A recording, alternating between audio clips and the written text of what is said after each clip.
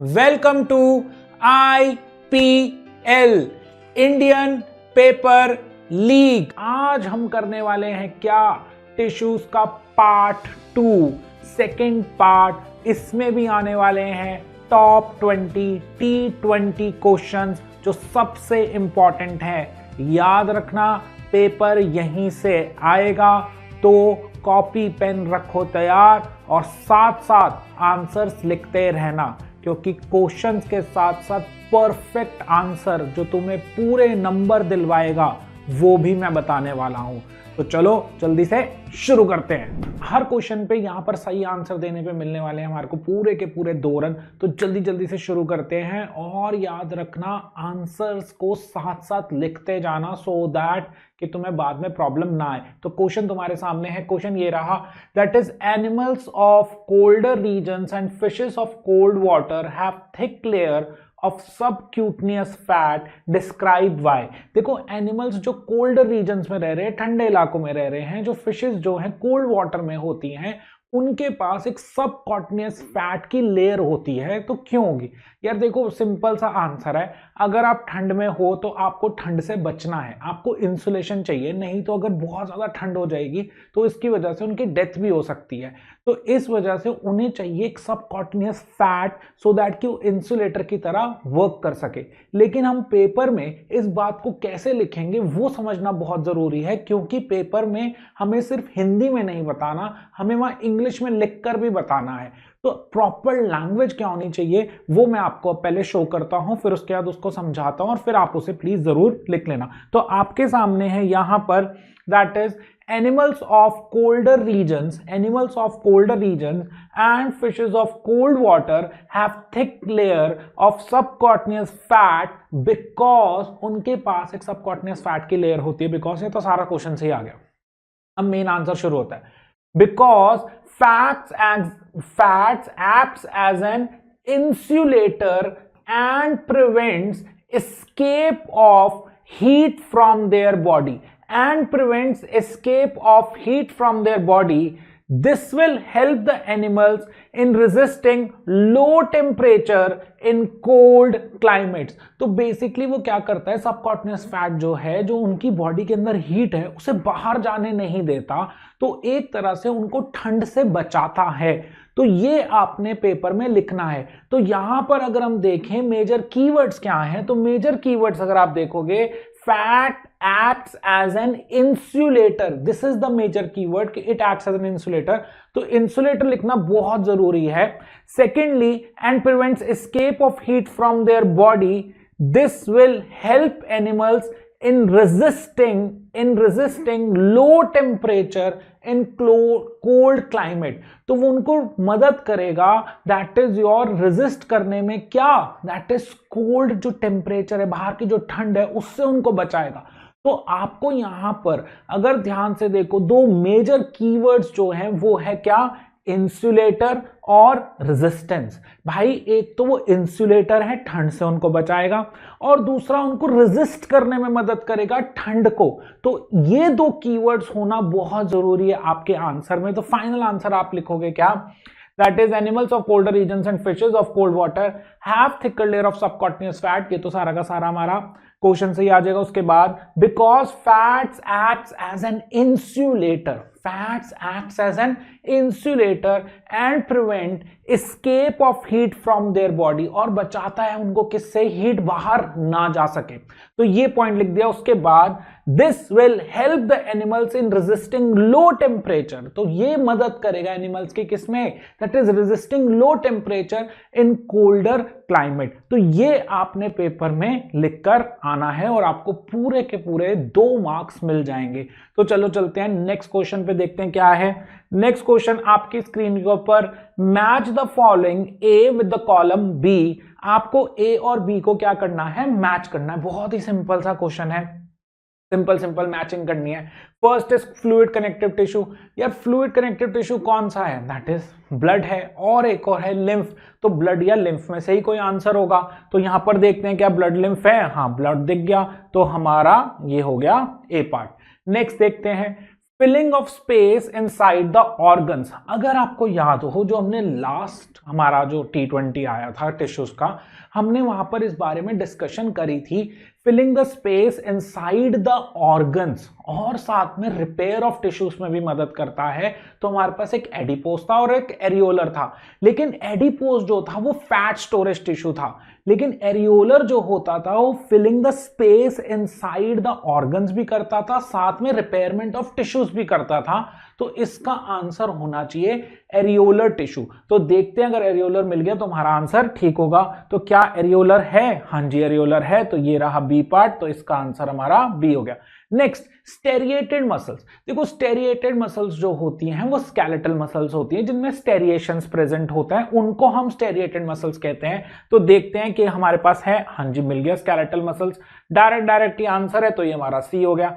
Adipose tissue, अभी मैंने आपको बताया एडिपोज का मेजर काम होता है फैट स्टोरेज करना। तो फैट स्टोरेज अगर हमें दिख गया तो हमें हमारा पूरा मार्क्स मिल जाएगा। तो देखते हैं एडिपोज कहीं है, सबकॉटनियस लेयर, अब भी हम पढ़ कर आए सबकॉटनियस लेयर ही जो होती है वो एक तरह का इंसुलेटर की तरह वर्क करती है, तो वो कहीं ना कहीं फैट की वजह से ही वो इंसुलेटर की तरह बिहेव कर सकती है।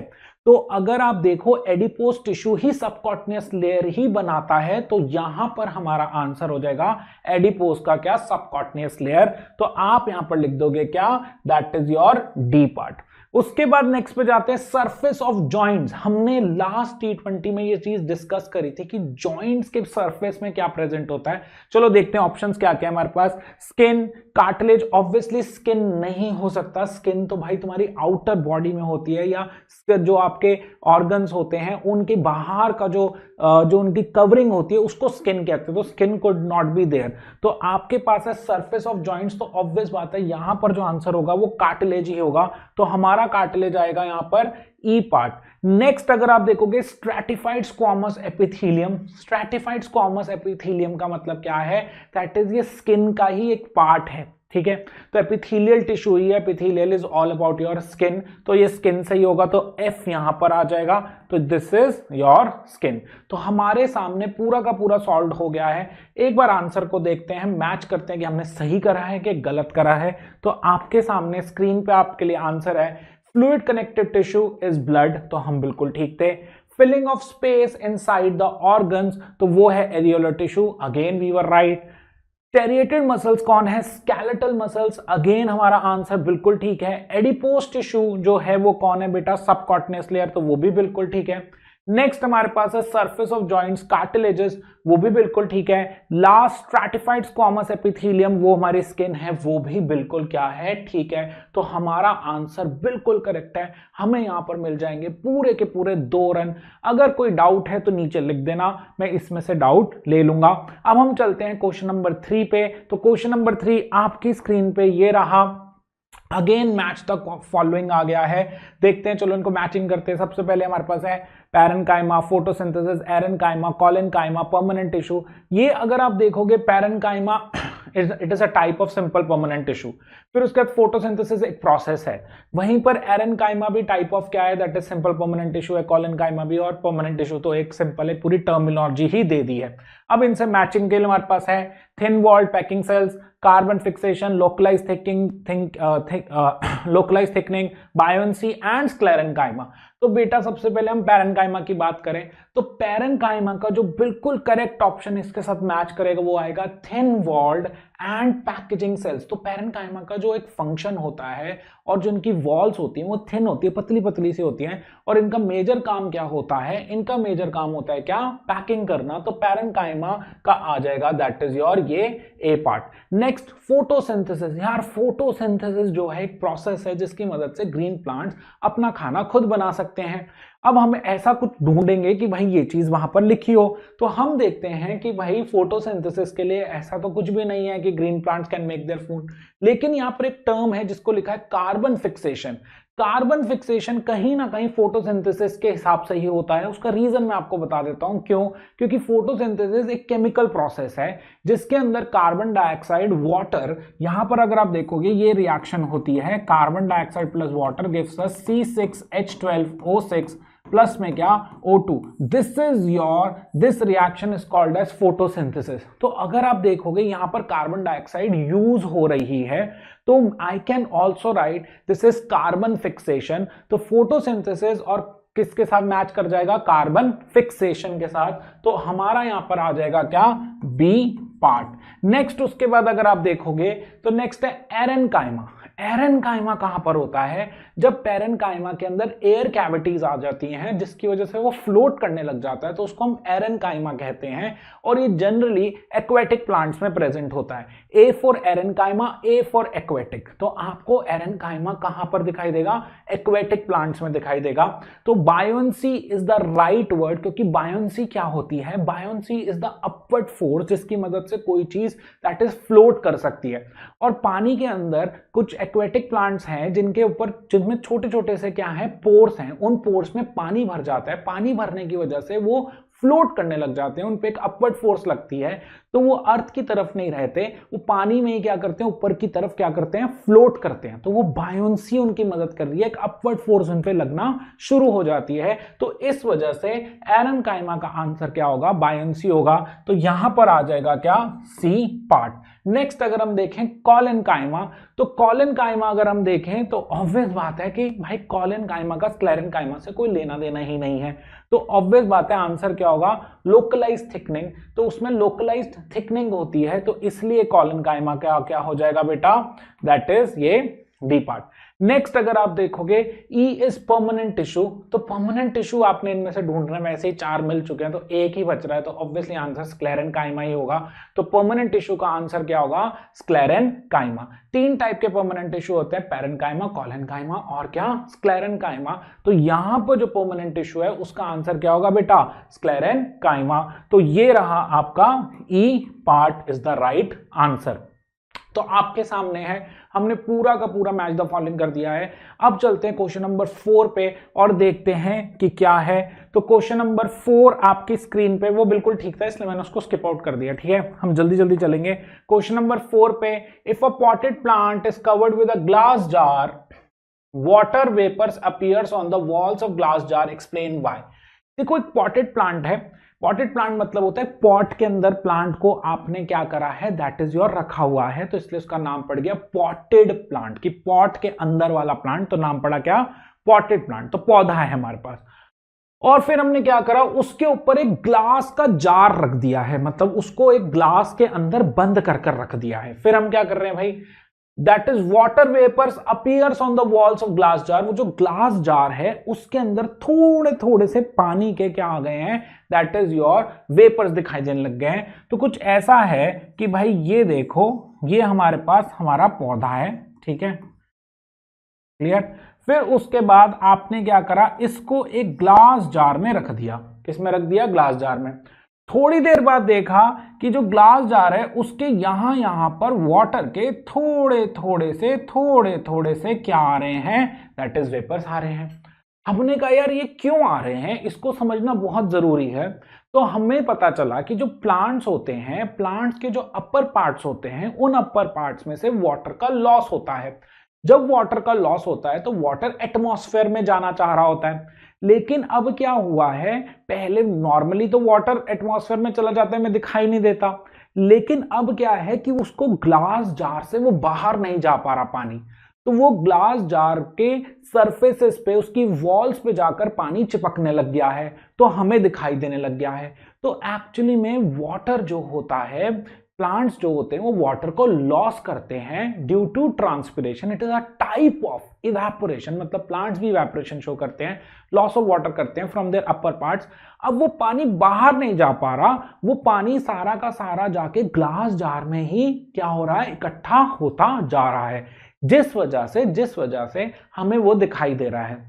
अब लेकिन ये बात तो हम समझ गए हैं, समझना एक चीज होता है, लिखना दूसरी चीज होता है। समझ तो हम गए हैं, लेकिन इस बात को हम पेपर में कैसे लिखेंगे वो बहुत इंपॉर्टेंट रोल प्ले करता है। तो हम देखो पेपर में कैसे लिखेंगे, because of a process called as transpiration, transpiration is a type of evaporation, vapors appear on the glass jar if a potted plant is covered with glass jar। तो यहां पर जो सबसे इंपॉर्टेंट कीवर्ड है जिससे हमें टीचर मार्क्स देगी वो है ट्रांसपीरेशन। वो कौन सा वर्ड है? ट्रांसपीरेशन। तुमने पेपर में जाकर ट्रांसपीरेशन शब्द को लिखना है कि मैम देखो बेसिकली जो हमें वाटर दिख रहा है ग्लास जार में वो किसकी वजह से है? ट्रांसपीरेशन।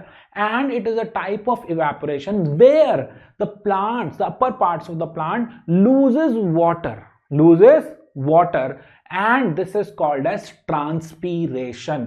तो यहां पर जो सबसे इंपॉर्टेंट कीवर्ड है वो है ट्रांसपीरेशन।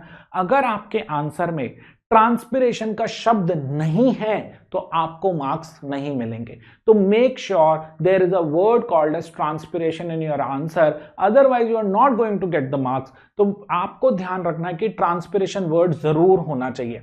तो चलो चलते हैं क्वेश्चन नंबर 5 पे। आपके स्क्रीन के ऊपर आ गया है, name the different components of xylem and draw living component. Very very important question. मैं आपको सच बता रहा हूं, ये क्वेश्चन इतनी बार मैं देख चुका हूं, टीचर्स का फेवरेट क्वेश्चन है ये, बहुत बार पूछती है पेपर के अंदर। क्वेश्चन है आपके सामने, name the different components of xylem and draw living component. तो आपको जाइलम के डिफरेंट कंपोनेंट्स का नाम बताना है और साथ ही साथ एक लिविंग कंपोनेंट को ड्रॉ भी करके दिखाना है, जो उसमें से जो भी उसके पार्ट्स हैं उसमें से जो लिविंग है उसी को ड्रॉ करना है। तो आपके सामने आंसर है, xylem comprises of tracheids, vessels, xylem parenchyma and xylem fibres. ये 4 चीजें होती हैं जिससे एक जाइलम बनती है। देखो जाइलम एक कॉम्प्लेक्स परमानेंट टिश्यू है, तो उसका नाम ही कॉम्प्लेक्स इसलिए है क्योंकि वो सिंपल टाइप के different type of that is your cell से जुड़कर बनती है, इसलिए उसका नाम ही पड़ा क्या? Complex permanent tissue. तो उसके अंदर 4 डिफरेंट टाइप्स के आपको क्या है? दैट इज योर कंपोनेंट्स देखने को मिलते हैं जिनसे वो बनती है। तो ये चारों मिलकर पूरी की पूरी एक जाइलम को बनाते हैं। वो चारों चीजें क्या है? First is tracheids, second is vessels, third is xylem parenchyma and fourth is xylem fibres. तो बेटा देखो, tracheids, vessels, parenchyma and fibres, ये 4 चीजें मिलकर पूरा का पूरा एक जाइलम को क्या करती हैं? बनाती हैं। ये तुम्हें याद रखनी पड़ेंगी, ठीक है? You have to learn them because you have to write them in the exam. क्योंकि टीचर आपसे ये क्वेश्चन इसलिए पूछ रही है क्योंकि वो जानना चाहती है कि यार जाइलम के 4 मेजर कंपोनेंट्स के बारे में तुम मुझे बता दो। और वो 4 कंपोनेंट्स आपके सामने है, tracheids, vessels, xylem parenchyma and xylem fibers, and these are very important for us to write down. Next, the only living component of xylem is xylem parenchyma. This is very important. सबसे important keyword आप ध्यान रखना, इनमें से जो living component है वो सिर्फ और सिर्फ जाइलम पैरेन्काइमा है, और ये आपने पेपर में जरूर लिख कर आना है। नेक्स्ट हम चलें तो हमारे सामने एक स्ट्रक्चर हमने बनाया है, दैट इज योर पूरा का पूरा, जिसमें सीव ट्यूब है, फ्लोएम पैरेन्काइमा है, स्क्लेरेन्काइमा है, जाइलम पैरेन्काइमा भी है। ये पूरा का पूरा जाइलम और फ्लोएम का है। बट हमें सारा नहीं बनाना यार, हमें सिर्फ और सिर्फ जाइलम पैरेन्काइमा को शो करना है, क्योंकि उसने बोला draw living component of that is your of the cell. तो आपने सिर्फ और सिर्फ जाइलम पैरेन्काइमा को ही ड्रॉ करके दिखाना है, ये सारा मत बनाने बैठ जाना। तो आपने देखा कि जाइलम पैरेन्काइमा एक्चुअली में कहाँ होता है, बट हम जब पेपर में जाएंगे तो भाई ये सब नहीं बनाएंगे, हम एक सिंपल सा डायग्राम ड्रॉ करेंगे जाइलम पैरेन्काइमा के लिए। मैं आपके लिए यहाँ पर ड्रॉ करके दिखा रहा हूं, आप बिल्कुल एज इट इज पेपर में ड्रॉ कर देना, आपको फुल मार्क्स मिल जाएंगे। सबसे पहले आप क्या करना, ऐसे करके that is your 2 parallel lines को ड्रॉ कर देना, ठीक है? आपने 2 पैरेलल लाइंस ड्रॉ कर दी। अब इन दोनों पैरेलल लाइंस के बीच में एक थोड़ी सी दैट इज योर टेढ़ी सी लाइन आप क्या कर देना, ड्रॉ कर देना। अब आपने ये ड्रॉ कर दिया, उसके बाद आप यहां पर इसको इस तरीके से कनेक्ट कर देना, ठीक है? अब यहां पर एक लाइन, एक बॉक्स बना देना है, फिर आपने यहां पर एक बॉक्स बना दिया, फिर आपने ये आपके यहां पर क्या हो गए, 3 बॉक्सेस हो गए। सिमिलरली आपने यहां एक बॉक्स बना दिया और आपने यहां पर एक बॉक्स बना दिया। इस तरीके से आपका जाइलम पैरेन्काइमा क्या हो गया है, उसका outer structure that is your बन गया है। अब हम क्या करेंगे, हर एक बॉक्स के अंदर एक डॉट दिखा देंगे। तो यहां हमने डॉट दिखा दिया, यहां भी हमने डॉट दिखा दिया, यहां डॉट दिखा दिया, यहां भी डॉट दिखा दिया, यहां भी हमने डॉट दिखा दिया। अब ये जो डॉट्स हैं ये न्यूक्लियस हो जाएंगे, तो हम इसको मेंशन कर देंगे these are, that is your nucleus. और ये जो पार्ट है ये पार्ट क्या हो जाएगा, साइटोप्लाज्म। तो आपका यहां पर डायग्राम क्या है, रेडी है, जाइलम पैरेनकाइमा। और हम यहां नीचे लिख भी देंगे दिस इज जाइलम पैरेनकाइमा। तो आपके सामने पूरा का पूरा डायग्राम रेडी है। आप जब पेपर में जाओगे तो बस इतना ही ड्रॉ करोगे। ड्रॉ उसने क्योंकि बोला था draw the living component of the xylem. हमने जो अभी यहां पर आपको बड़ा सा डायग्राम शो करा है, इस डायग्राम के अंदर सब कुछ है कि दैट इज योर आपका जाइलम कहां होती है, आपकी फ्लोएम कहां होती है। हम उसमें ढूंढने की कोशिश कर रहे थे कि एक्चुअली में जाइलम पैरेनकाइमा कहां एग्जिस्ट करता है, लेकिन हम टीचर को इतना बड़ा डायग्राम नहीं बनाकर देंगे, क्योंकि टीचर ने स्पेसिफिक क्वेश्चन पूछा है कि मुझे सिर्फ और सिर्फ जाइलम पैरेनकाइमा बनाकर दिखाओ। तो मैं बस ये जाइलम पैरेनकाइमा ड्रॉ कर दूंगा एज इट इज, और कुछ भी करने की जरूरत नहीं है। तो चलो चलते हैं नेक्स्ट क्वेश्चन पे। नेक्स्ट क्वेश्चन आपकी स्क्रीन के ऊपर ये रहा, draw identify different elements of phloem. अब हमें फ्लोएम को ड्रॉ करना है। फ्लोएम आपके सामने है, फ्लोएम के भी सारे पार्ट्स को आपने ड्रॉ करना है, साथ में उनको आइडेंटिफाई भी करना है। तो सबसे पहले अगर हम देखें तो सीव ट्यूब एलिमेंट। तो सीव ट्यूब एलिमेंट का मतलब क्या होता है, दैट इज सीव्स। सीव की जो ट्यूब है उसका जो सबसे स्मॉलेस्ट यूनिट है उसको हमने शो कर दिया, तो वो है सीव ट्यूब एलिमेंट। सेकेंडली अगर आप देखोगे तो क्या है, कंपेनियन सेल्स। कंपेनियन सेल्स का मतलब क्या होता है, इसका नाम रखा कंपेनियन। कंपेनियन का मतलब दोस्त। तो इसका मेजर काम जो होता है, इसका जो मेजर फंक्शन होता है वो सपोर्ट का होता है, इसलिए इसका नाम पड़ा क्या, कंपेनियन, की दोस्त जैसा, कि मेजर काम इसने नहीं करना, इसने सिर्फ सपोर्ट करना है, इसलिए इसका नाम पड़ा क्या, कंपेनियन सेल। तो कंपेनियन सेल हमने यहां पर शो कर दिया। नेक्स्ट उसके बाद लेटरल सीव एरिया। तो लेटरल सीव एरिया जो है दैट इज योर आपका लेटरल मतलब लैटिट्यूडनल से आ रहा है, हॉरिजॉन्टल सीव एरिया, कि वो जो सीव एरिया जहां पर जो लेटरल पोजीशंस पे है उसको बोला उसने क्या, लेटरल सीव एरिया। नेक्स्ट उसके बाद जाओगे sieve tube. This is very very important. Sieve tube बताना हमारे लिए बहुत इंपॉर्टेंट है कि सीव ट्यूब कहां पर होती है।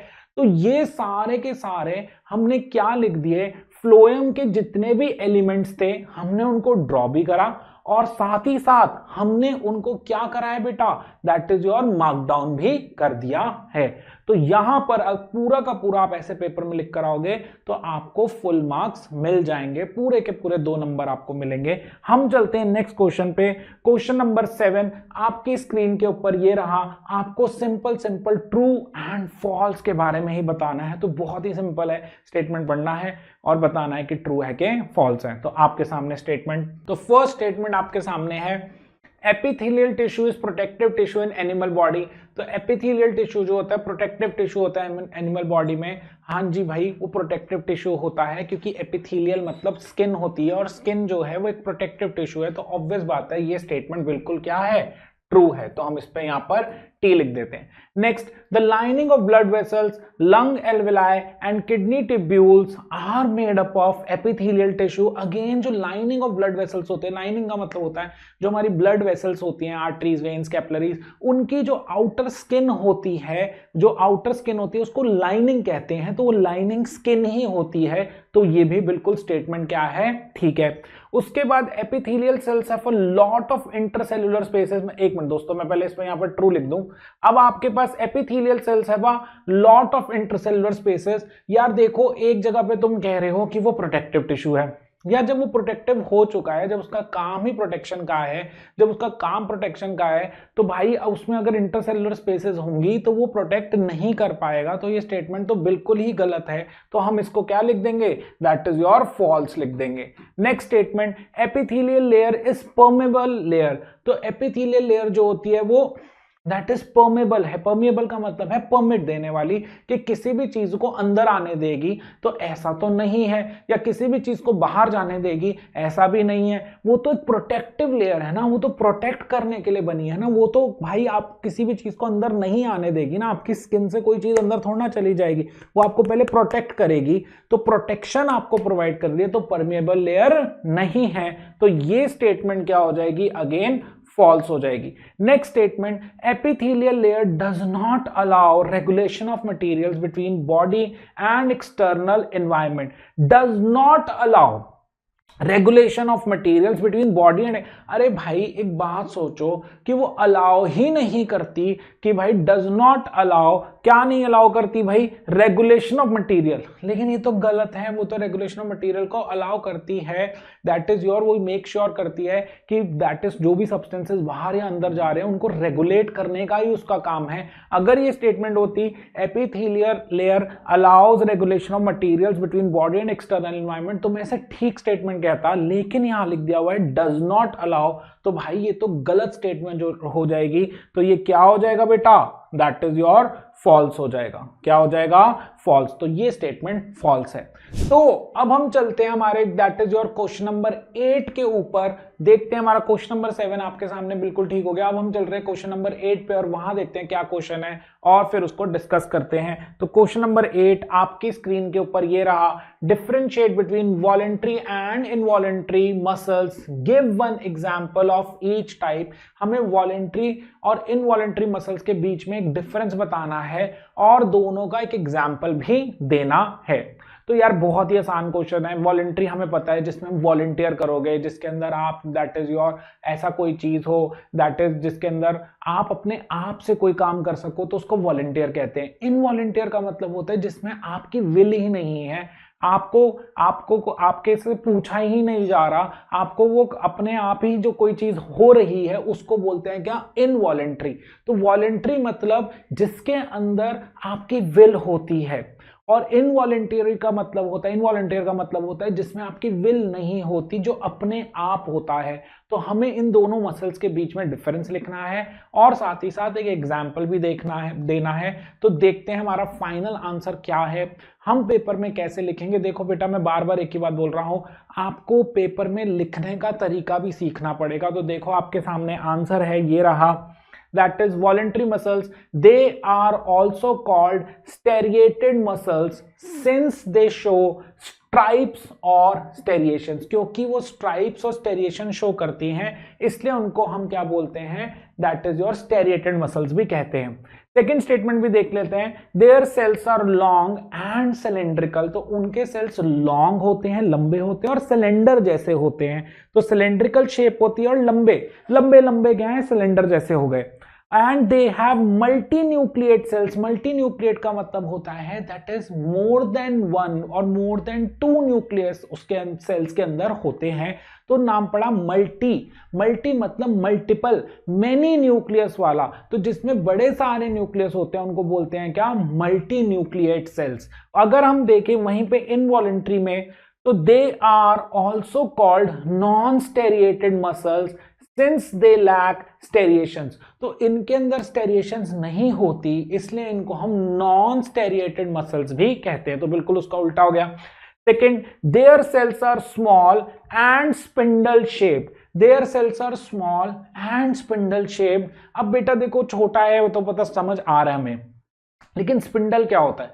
तो देखो जो सांप का शेप होती है ना, जो सांप होता है उसकी शेप को हम स्पिंडल कहते हैं, कि थोड़ा सा ऐसे घूमा हुआ, ये वाली शेप को हम क्या बोलते हैं, स्पिंडल शेप बोलते हैं। तो इनके सेल्स स्पिंडल शेप्ड होते हैं। वहीं पर दे हैव यूनिन्यूक्लिएट सेल्स। मतलब यूनि का मतलब होता है सिंगल न्यूक्लियस वाले, जिनमें सिर्फ एक ही न्यूक्लियस होता है सेल्स में, इसलिए उनको यूनिन्यूक्लिएट सेल्स बोला गया। और वहां पर अगर आप देखोगे तो उनको मल्टी न्यूक्लिएट सेल्स बोला जा रहा है। तो ये तीन डिफरेंसेस आपने लिखने हैं किसके बीच में, वॉलेंट्री एंड इनवॉलेंट्री मसल्स के बीच में। तो अगर हम देखें, हमने तीन डिफरेंसेस अभी तक कर लिए। अब आते हैं फोर्थ डिफरेंस में, they are under our will और कंट्रोल। तो ये हमारी विल या कंट्रोल में होते हैं। ऑब्वियसली उल्टा ही होगा उसका। तो they are not under our will और कंट्रोल, ये हमारी विल या हमारे कंट्रोल में नहीं होते हैं। They get tired and need rest at intervals, तो बेटा ये टायर्ड हो जाते हैं, थक जाते हैं, इनको थोड़े टाइम बाद रेस्ट की जरूरत होती है। तो आप अगर वहां देखोगे तो वहां पर उनको रेस्ट की कोई जरूरत नहीं है, वो ऑटोमेटिकली वर्क करते रहते हैं। जैसे हमारी मसल्स इन अवर हार्ट जो है कार्डियक मसल्स, वो इनवॉलेंट्री हैं, वो लाइफ टाइम वर्क करती रहती हैं विदाउट एनी फटीग। भाई अच्छी बात है, नहीं वो उसको फटीग नहीं हो रहा, थक नहीं रही, क्योंकि अगर वो थक गई तो बेटा हमारा तो राम राम सत्य हो जाएगा। तो ऑब्वियस बात है कि वो थकती नहीं है। तो they can work continuously without getting tired. और अगर आप देखोगे एग्जाम्पल में तो हमारे लिम्ब में जो मसल्स हैं, मतलब हमारे हैंड्स में, हमारे लेग्स में जो मसल्स हैं, वो सारी की सारी जो है वॉलंटियरली मसल्स हैं, वॉलंटियर मसल्स हैं, क्योंकि हम उनको अपनी विल की मदद से क्या कर सकते हैं, मूव कर सकते हैं। और वहीं पर हम देखें कार्डियक मसल्स, कार्डिया मतलब हार्ट, जो हमारी हार्ट की मसल्स हैं, हम उन्हें अपने विल में कंट्रोल में नहीं कर सकते, वो अपने आप ही वर्क करती हैं, इसलिए उनको बोला इनवॉलंटरी मसल्स या इनवॉलंटरली मसल्स। तो इसको हम स्मूथ मसल्स भी कहते हैं। तो ये हमारे पास कुछ डिफरेंसेस थे किसके बीच में, वॉलंटरी एंड इनवॉलंटरी मसल्स के बीच में। नेक्स्ट आपके सामने आ रहा है differentiate the following activities as voluntary और इनवॉलंटरी मसल्स। देखो बेटा, सबसे पहले जंपिंग ऑफ फ्रॉग, तो अगर फ्रॉग जंप कर रहा है तो यार वो अपने उसके विल में है कि मान लो कोई उसने देखा कि यार कोई चीज उसकी तरफ आ रही है या उसको डेंजर फील हो रहा है तो वो कूद रहा है, तो ये वॉलंटियर कर रहा है, तो ऑब्वियस बात है ये वॉलंटरी एक्शन हो जाएगा, तो हम इस पे वी लिख देते हैं। नेक्स्ट उसके बाद अगर हम देखें पंपिंग ऑफ द हार्ट, अभी हम डिस्कस करके आए हैं भाई कार्डियक मसल्स मतलब हार्ट की मसल्स, और हार्ट जो है बिल्कुल इनवॉलंटरी है, वो आपकी वैसे भी नहीं सुन रहा। मान लो भाई अगर तुम्हारा दिल टूटा भी है तो ये नहीं कर सकते कि दिल को बोल दो भाई आज तू थोड़ी देर रुक जा, मेरा मन नहीं कर रहा, वो आपकी सुन ही नहीं रहा। तो आपका वो इंटरनल ऑर्गन आपकी बिल्कुल नहीं सुनता, वो आपके विल के बिल्कुल ही क्या है, बाहर है। तो वो क्या है बेटा, इनवॉलंटरी मसल है। नेक्स्ट राइटिंग विद हैंड, भाई ये आप डिसाइड करते हो कि मुझे हाथ से लिखना है कि नहीं लिखना। जैसे अभी क्वेश्चन आंसर्स हो रहे हैं, अगर आप लिख रहे हो तो बहुत अच्छा, नहीं लिख रहे तो भैया तुम्हें फायदा नहीं मिल रहा उस चीज का। तो राइटिंग विद हैंड जो है वो क्या है, दैट इज वॉलंटरी एक्शन है। Movement of chocolate in your intestine, तो इंटेस्टाइन में जो चॉकलेट का मूवमेंट हो रहा है वो तुम कंट्रोल नहीं कर सकते भाई, वो अपने आप हो रहा है, तो वो एक इनवॉलंटरी एक्शन है which is not in your will, तो दिस इज अगेन इनवॉलंटरी।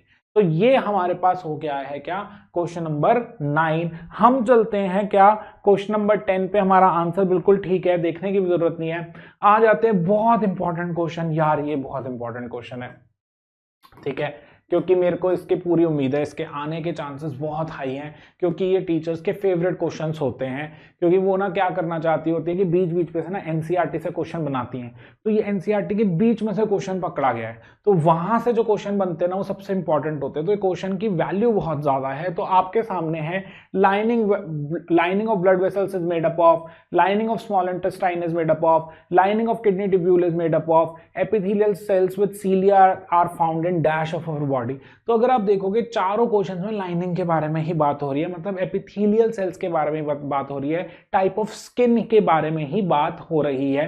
तो देखते हैं इनके आंसर्स क्या हैं और उनको साथ साथ लर्न भी करते हैं। Lining of blood vessels is made up of squamous epithelium, तो किससे बनी होती है, स्क्वामस एपिथेलियम से। देखो एपिथेलियल टिश्यूज में हमारे 4 टाइप के होते हैं, 4 कौन कौन से होते हैं, एक होता है स्क्वामस, एक होता है क्यूबॉइडल, एक होता है कॉलमनार और एक होता है ग्लैंडुलर। तो वहां पर जो अगर आप देखोगे जो ब्लड वेसल्स की लाइनिंग है, जो उनकी आउटर स्किन है, वो किससे बनी हुई है, स्क्वामस एपिथेलियल से बनी हुई है। नेक्स्ट अगर आप देखोगे लाइनिंग ऑफ स्मॉल इंटेस्टाइन, तो जो हमारा स्मॉल इंटेस्टाइन है उसकी जो आउटर स्किन है, बेसिकली जो उसका स्मॉल इंटेस्टाइन में बेसिकली हमारी जो लाइनिंग होगी कि जहां से सिक्रीशंस होंगे, तो वहां पर जो स्किन है वो बनी हुई है किसकी, कॉलमनार एपिथेलियम की। अगर आपको ध्यान रहो लास्ट T20 जो हमने करा था टिश्यूज का, उसमें भी हमने डिस्कस करा था कॉलमनार जो होते हैं कॉलम लाइक होते हैं, पिलर लाइक होते हैं, और स्मॉल इंटेस्टाइन में 2 मेजर चीजें हो रही होती हैं कि एब्जॉर्प्शन और एक हो रहा होता है सिक्रीशन। एब्जॉर्प्शन के लिए आपको लार्ज सरफेस एरिया चाहिए, तो आपको कॉलम जैसे लंबे लंबे दैट इज योर स्किन के टिश्यूज चाहिए होते हैं। इसलिए कॉलमनर एपिथेलियम कहां पर होता है, हमारे that is your small intestine में। वहीं पर अगर हम बात करें lining of kidney tubules is made up of cuboidal epithelium, तो जो किडनी की जो लाइनिंग है, जो किडनी की जो स्किन है, वो क्यूबॉइडल एपिथेलियम से बनी हुई होती है। epithelial cells with cilia are hair like projection, तो ये जनरली हमारे थ्रोट में प्रेजेंट होते हैं। तो फॉर एग्जांपल अगर मान लो कुछ फंस गया है तो ये सीलिया क्या करते हैं, उसको साफ करते हैं, तो उसको क्लियर आउट करते हैं। They are found in respiratory tract of our body. Respiratory tract मतलब जहां से हम सांस लेते हैं, तो ये जो पूरा का पूरा सिस्टम है, हमारी नोज है, फिर हमारे पास दैट इज योर यहाँ ट्रैकिया आ जाता है, फिर लंग्स आ जाती हैं, ये जो पूरा का पूरा रेस्पिरेटरी ट्रैक्ट है, यहां पर जो है कौन प्रेजेंट होते हैं, दैट इज सीलिया प्रेजेंट होते हैं। सो दैट कि अब देखो सांस को ना आते रहना, आना है और जाना है, तो सांस को अगर आना जाना है ना, तो बीच में कुछ भी ना फंसना नहीं चाहिए, नहीं तो हमारी एयर का एक्सचेंज जो है ना वो डिस्टर्ब्ड हो जाएगा।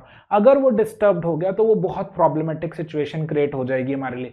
तो सीलिया क्या करता है, उसके पाथवे को क्लियर आउट करता रहता है हमारे थ्रोट में, हमारे रेस्पिरेटरी ट्रैक्ट में, सो दैट कि सांस आसानी से आती और जाती रहे। तो इसलिए यहां पर ये हमारा आंसर हो गया। तो यहां हमें मिल जाएंगे पूरे के पूरे 2 मार्क्स। क्योंकि ये क्वेश्चन क्यों ये क्वेश्चन इतना इंपॉर्टेंट है, उसका रीजन मैं बता देता हूं। क्योंकि एनसीईआरटी की लाइन से बनाया गया है, और जो भी क्वेश्चन एनसीईआरटी की लाइन से बनाए जाते हैं वो बहुत इंपॉर्टेंट हो जाते हैं हमारे लिए। नेक्स्ट क्वेश्चन आपकी स्क्रीन के ऊपर आ गया है, water hyacinth float on water surface explain. Very very important question again. देखो मैं बार बार बोल रहा हूं, जिन क्वेश्चंस को मैं इंपॉर्टेंट बोल रहा हूं इसका मतलब है कि मैंने बहुत बार देखे हैं पेपरों में। क्यों ये इंपॉर्टेंट है, क्योंकि ये भी एनसीईआरटी के बीच में से लाइन से क्वेश्चन को बनाया गया है। ये क्वेश्चन जो है एनसीईआरटी के इन टेक्स्ट में या उसके बैक एक्सरसाइज में नहीं दिया हुआ, तो अब उसने ये क्वेश्चन ना क्या करा है, दैट इज योर उनकी लाइन से निकाला गया है। तो water hyacinth float on water surface explain. तो वाटर हाइसिंथ जो है पानी के सरफेस पे फ्लोट करता है, ऐसा क्यों होता है?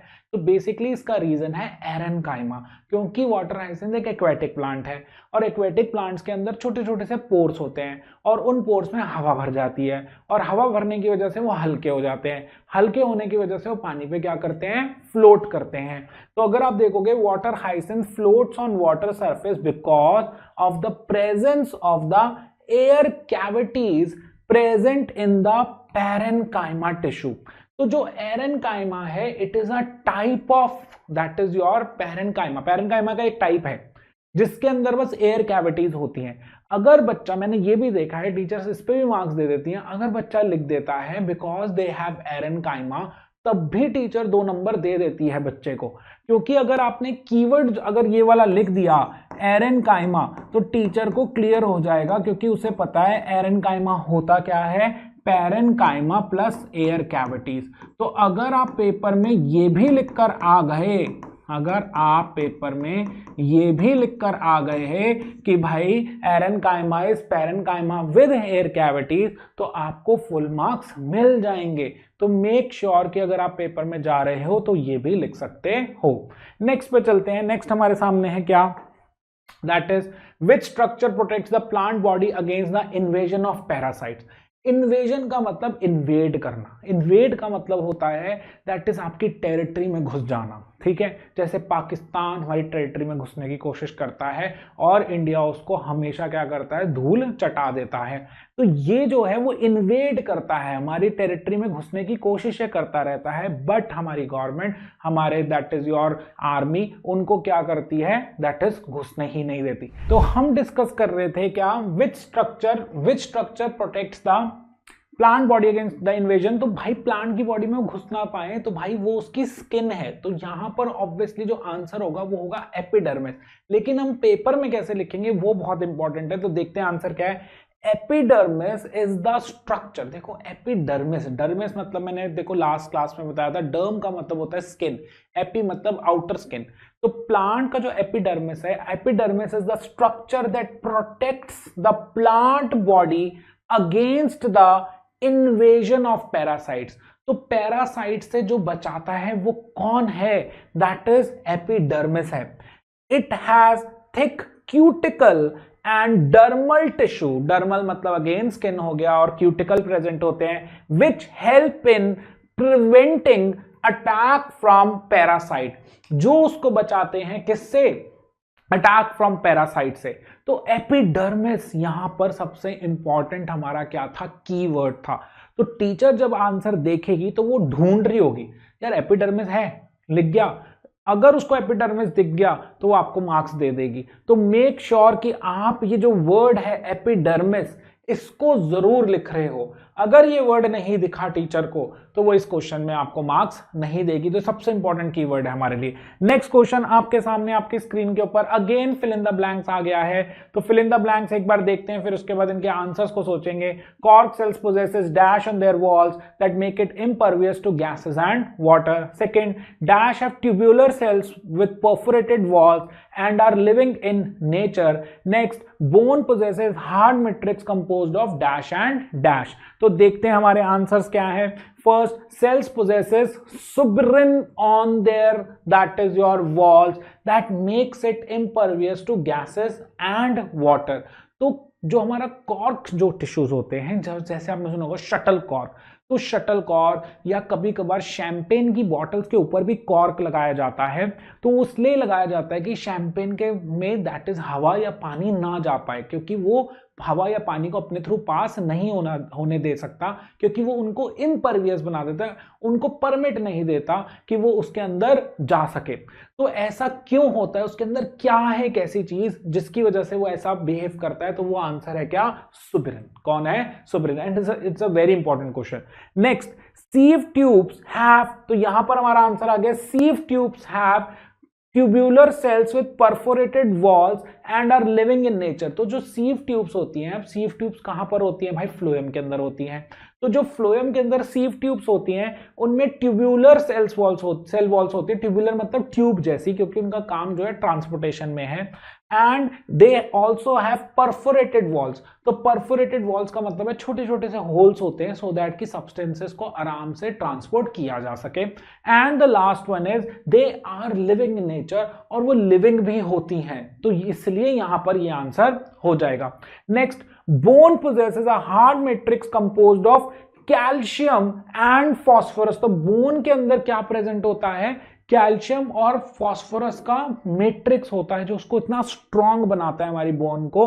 तो वो हमारा जो है that is this is because of क्या बेटा? Calcium and phosphorus. चलो नेक्स्ट पे चलते हैं। नेक्स्ट क्वेश्चन आपकी स्क्रीन के ऊपर, why is epidermis important for the plants? बेटा ये हम डिस्कस करके आ चुके हैं।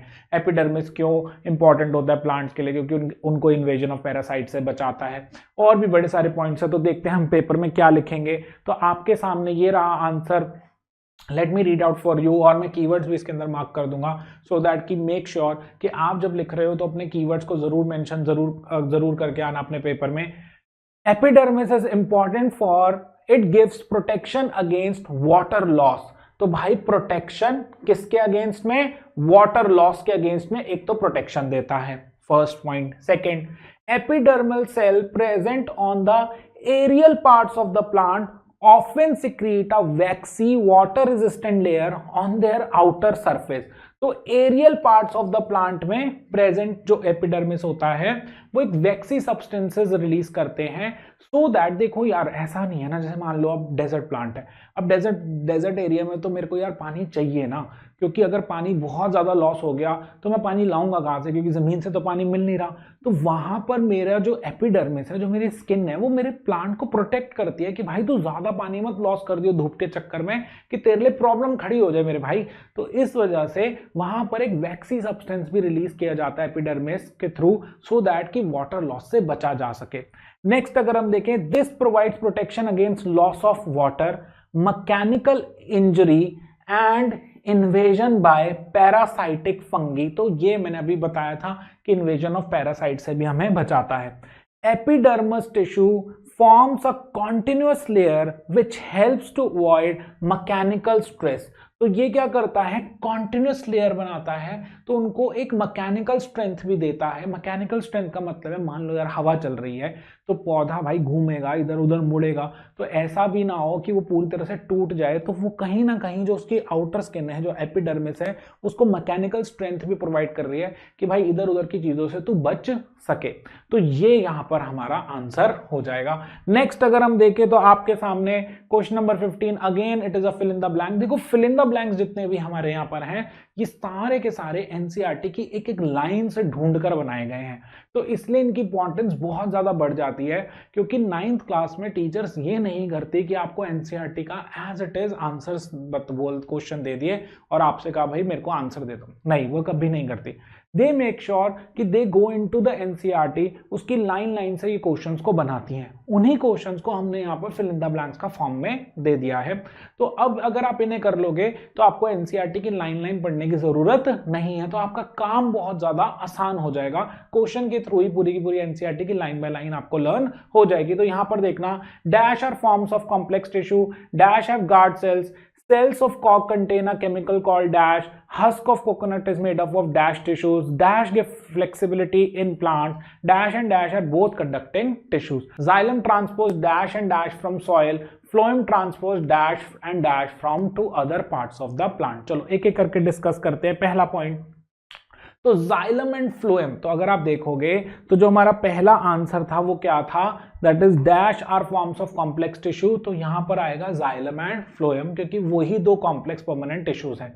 Next, dash have guard sales. देखो अगर हम बात करें गार्ड सेल्स कहां पर होते हैं, गार्ड सेल्स जो होते हैं वो गार्डिंग में मदद कर रहे होते हैं और वो स्टोमेटा में प्रेजेंट होते हैं, तो यहां पर आंसर आएगा स्टोमेटा। नेक्स्ट उसके बाद cells of cork contain a chemical called, अभी हम करके आए, सुबरिन प्रेजेंट होता है उनके अंदर। Husk of coconut is made up of which type of tissue, sclerenchyma से बने होते हैं, क्योंकि बहुत हार्ड होता है तो इसलिए हार्ड एंड स्टिफ होता है, इसलिए sclerenchyma will be the answer. Dash gives flexibility in plants, तो प्लांट्स को फ्लेक्सिबिलिटी कौन देता है, कॉलेनकाइमा उनको फ्लेक्सिबिलिटी प्रोवाइड करता है। Dash and dash are both conducting tissue, तो xylem and phloem are both conducting tissues. तो हम देखते हैं क्या हमारा आंसर, और sorry, xylem transport dash and dash from soil, तो जाइलम क्या ट्रांसपोर्ट करता है, water and minerals that is transfer करता है। Next, phloem transport dash and dash from to other parts of the plant, तो फ्लोएम ट्रांसपोर्ट करता है that is food from the leaves to other parts of the plant. तो यहां पर हम देखते हैं क्या हमारे आंसर ठीक थे, हाँ जी, पहला आंसर बिल्कुल ठीक है, जाइलम एंड फ्लोएम। दूसरा आंसर भी बिल्कुल ठीक है, स्टोमेटा। थर्ड आंसर भी बिल्कुल ठीक है, सुबरिन। फोर्थ आंसर भी बिल्कुल ठीक है, स्क्लेरेनकाइमा। फिफ्थ आंसर भी बिल्कुल ठीक है, कॉलेनकाइमा। सिक्स्थ भी बिल्कुल ठीक है, जाइलम एंड फ्लोएम। और